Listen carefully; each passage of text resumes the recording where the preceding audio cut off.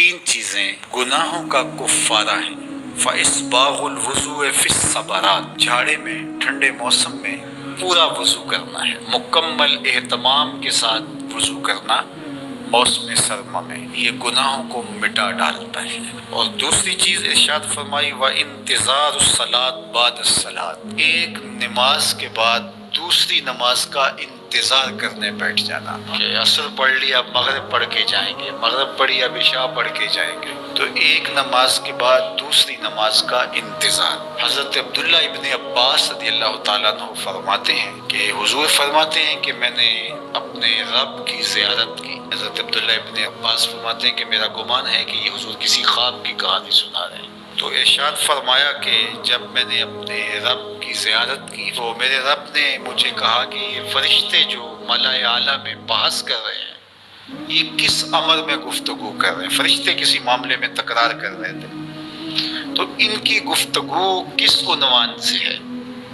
تو میں نے کہا کہ مالک تو بہتر جانتا ہے، مجھے معلوم نہیں ہے۔ تو اللہ نے اپنا دست قدرت میرے دو کندھوں کے درمیان رکھا اور اس کی ٹھنڈک میں نے سینے میں محسوس کی۔ فَتَجَلَّى لِي كُلُّ شَيْءٍ وَعَرَفْتُ، ہر شے میرے سامنے روشن ہو گئی اور میں نے ہر شے کو دیکھ بھی لیا اور پہچان بھی لیا۔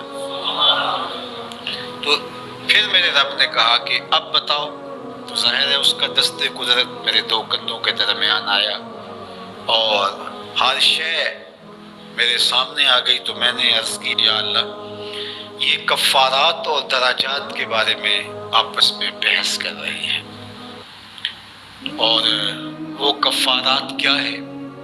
المکث فی المساجد بعد الصلاۃ، نماز کے بعد مسجدوں میں رک جانا کہ دوسری نماز پڑھ کے جائیں گے۔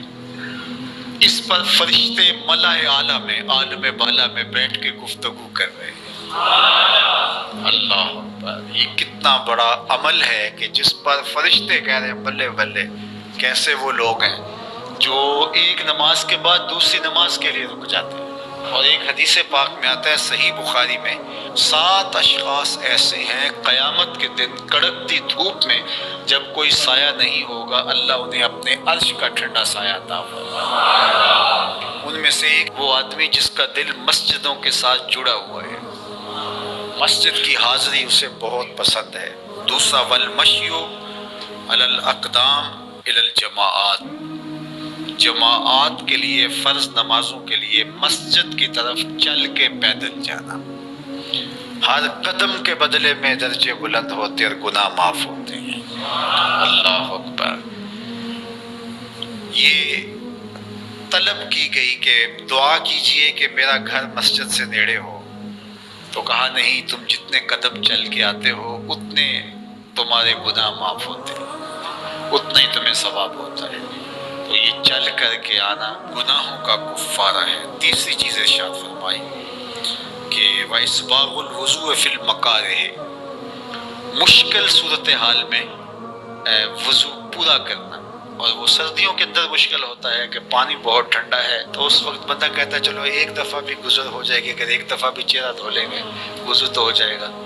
لیکن سنت طریقے سے تینوں بار ہی دھونا، اور تینوں بار ہی جو ہے وہ پاؤں دھونے، اور تینوں بار ہی باقی اعضاء دھونے۔ تو یہ مشکل ہوگا وضو میں ٹھنڈے پانی سے۔ تو بہرحال مشکل میں وضو جو بندہ کرتا ہے تو اللہ کے لیے کر رہا ہوتا ہے۔ اللہ اکبر۔